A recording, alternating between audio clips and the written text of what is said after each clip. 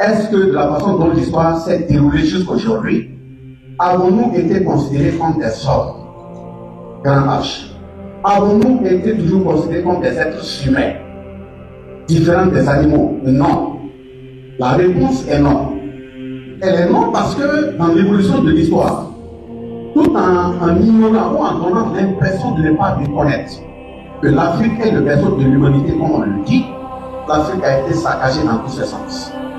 Que ce soit ses valeurs économiques, ses valeurs humaines, ses valeurs culturelles, ses valeurs historiques, ses valeurs sécuritaires, l'Afrique a été saccagée.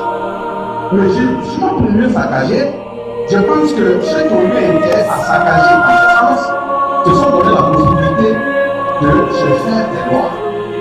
Et ces lois, à un moment donné, ils les ont réunis ensemble, ils ont appelé le Code noir en 1685. Mais quand vous ouvrez ce Code noir, vous tapez pourquoi vous regardez à l'intérieur, il est dit que vous et moi, nous ne sommes pas des êtres humains, nous sommes des objets, nous sommes des choses. Or, un objet et une chose, c'est quelque chose qu'on peut manipuler à souhait. C'est quelque chose qu'on peut disséquer et qu'on peut découper. C'est quelque chose qu'on peut vendre, qu'on peut placer. Voilà comment nous sommes considérés. Mais justement, quand on donne cette définition en parlant de 1685, on peut dire, comme nous sommes aujourd'hui dans un monde moderne, est-ce que le contenu du code a changé? Est-ce que dans les pratiques, ce qui était fait depuis les années 1685, ça a réellement changé? J'ai dit aussi non. Et je vais prendre des exemples. Je prendrai tout simplement des exemples parce qu'à partir de 1685, au vu de la pression qui a été abattue sur l'Afrique, et constaté que les enfants de l'Afrique sont en train de s'organiser. La révolte est en train de monter. Ils se sont permis en 1884 de se retrouver pour dire que la meilleure façon de continuer de nous diviser, de nous exploiter, c'est de séquencer nos territoires. Donc l'Afrique a encore été subdivisée, donc séparée, isolée. Des familles ont été totalement séquencées. À partir de là, mais on constate également que la révolte de part et d'autre, je dis que partout, ne faiblissait pas, ça montait. Et quand ça montait, il faut changer de terme. Au lieu de continuer à parler de traite négrière, continuer à parler d'esclavage, il faut changer et puis parler maintenant de colonisation. Donc on se partage l'Afrique, on vient, on pille ses richesses, on pille ses hommes dans tous ses sens, et puis on évolue. Mais le contenu est toujours le même. Et le contenu, que ce soit de l'esclavage, que ce soit la traite négrière, que ce soit la colonisation, le dénominateur est commun. C'est comment déshumaniser l'Africain. C'est comment détruire l'Africain. C'est comment chosifier l'Africain. C'est comment rendre animal, à la limite, l'Africain. Donc, ça veut dire le contenu, que ce soit de l'esclavage, traite négrière, jusqu'à la colonisation, le contenu n'a pas changé. Mais maintenant, au fur et à mesure que la révolte monte, on dit, on chante dans leur langue, on chante, on dit, bon, nous sommes dans une période néocoloniale. Voilà, qui est marquée par des questions d'indépendance. Ces questions d'indépendance, quand vous regardez, une façon de nous dire, ne vous plaignez pas. Maintenant, vous êtes maître de vous-même.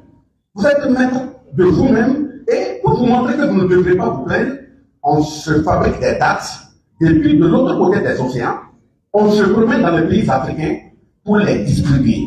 Le 1er août, on descend dans un pays, il nous donne une date. Il se repose le 2, le 3, il monte dans un autre pays, il donne une date. Il se repose le 4, le 5, il monte dans un autre pays, il donne une date, etc. Voilà pourquoi nous parlons d'indépendance formelle. Indépendance formelle parce que le contenu, on ne peut pas dire que le contenu est néant. Le contenu est grave, voire même gravissime. Le contenu est gravissime parce que c'est constitué de chaînes coloniaux, ce qu'on a appelé les accords secrets, surtout en lien avec les pays africains francophones. Comment vous allez dire qu'un pays est indépendant? Et en même temps que vous lui dites qu'il est indépendant, vous lui donnez à ceux que vous avez choisis pour les diriger, en nombre là, vous leur donnez des accords et vous dites que le contenu ne doit pas être rendu public, mais gare à l'intéressé s'il prenait une autre décision qui n'est pas en lien avec l'ensemble des accords que vous lui avez donnés. C'est de dire, dans un premier accord, que nous, on doit reconnaître que la colonisation nous a fait du bien. Le fait qu'on a saccagé l'Afrique, là, on doit reconnaître que ça nous a fait du bien, et on doit même réverser des impôts, on doit payer ceux qui sont venus nous matraquer, s'il s'agit de nos grands-parents pour cela. Donc, c'est ça qu'ils vont appeler dette coloniale. Le deuxième élément, on estime que, si je prends le cas de la France, qui a colonisé la Haute-Volta, aujourd'hui Burkina Faso, si la France a des difficultés, telles qu'elle est en train de provoquer la Russie et bien d'autres pays, si ça se déclare, elle a la possibilité de venir ramasser les jeunes burkinabés pour aller la défendre. Ça, c'est un accord. De troisième accord, on estime que la salle dans laquelle nous nous sommes assis, si on trouve de l'or dans le sous-sol, si on trouve du diamant dans le sous-sol, si on trouve du pétrole dans le sous-sol, ce n'est pas pour nous, c'est pour eux. Et ils doivent venir vérifier pour voir s'ils veulent ou s'ils ne veulent pas avant d'en disposer. Et quatrième élément, il faudrait que toutes les ressources qu'on va trouver sur notre sol, chaque année, on doit faire un point exhaustif, en tout cas des qualités de ressources humaines dans le sol là, et puis leur envoyer. Et cinquième élément, on ne doit pas aller payer, tel que le Burkina Faso, on n'a pas la possibilité d'aller payer nos armes pour nous défendre ailleurs. Même la formation de nos militaires et autres, c'est eux qui doivent le faire. Et sixième élément, il faut que si, à un moment donné, ils estiment que nous, Burkinabés, qui sommes en train de nous battre, ils ne sont pas d'accord, ils ont la possibilité d'amener leurs armées sans notre consentement, venir nous pilonner et se positionner comme ils veulent. Voilà le contenu d'habillement dans le fond, d'où on parle d'indépendance formelle. Mais maintenant, quand on regarde, quand ils ont fait tous ces accords pour nous maintenir dans cet état, c'est que justement, c'est pour mieux cisailler l'Afrique au plan politique, le cisailler au niveau économique, le cisailler au niveau culturel, mais le cisailler aussi au niveau sécuritaire. Et je prends aussi des exemples. Mais en même temps qu'on donne les accords, les 11 accords, on dit, celui qu'on a désigné, c'est eux qui l'ont désigné, c'est pas nous. Pour nous permettre et donner l'impression que c'est nous qui l'avons désigné, ils vont aussi fabriquer des textes pour nous envoyer. Et ces textes-là, ils vont appeler ça la Constitution. On dit que chaque pays a une Constitution, qui est la loi mère. Et dans le contenu de la Constitution, ce sont eux qui l'ont fait. À leur guise, ils prennent leur Nescafé, leur thé, ils regardent les virgules qui les arrangent, et puis ils articulent le contenu de la Constitution. Et dans ce contenu de Constitution, on dit, bon, il faut rapidement, conformément à la conférence de la Baule, il faut aller à des questions d'élection. Les présidents doivent être élus. Et on montre comment ils doivent manigancer pour avoir ces élections. Et quand on va dans les urnes, on donne l'impression qu'on a élu un président, ce n'est pas notre président. C'est nous qui croyons qu'on a élu un président. On n'a pas encore un président. Il faudrait que lui voyage chez eux, il prenne son avion, il va de l'autre côté des océans. Par exemple, quand je prends le cas de la France, l'intéressé, le cas de Macron, Nicolas Sarkozy et autres, il faut que le président prenne son avion, qu'il aille de l'autre côté et qu'on le reçoive.